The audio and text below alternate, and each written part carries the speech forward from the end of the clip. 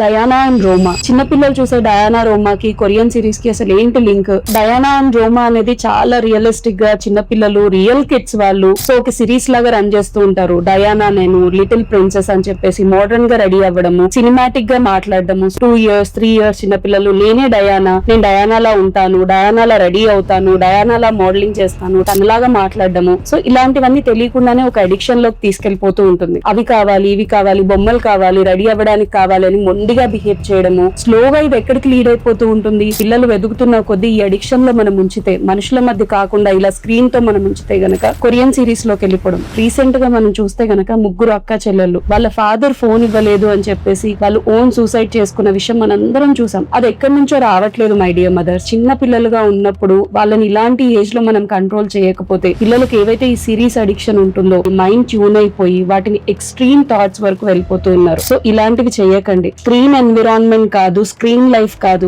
Real environment, real life మీ పిల్లలకి introduce చేయండి. Screens అనేవి బేబీ సీటర్స్ కాదు. స్క్రీన్స్ ఇచ్చేసి మీ పిల్లల్ని బేబీ సిటింగ్ చేయడం అనేది కరెక్ట్ కాదు. మీరు మీ పిల్లల్ని నర్చర్ చేయండి, ఎన్విరాన్మెంట్ ని పరిచయం చేయండి.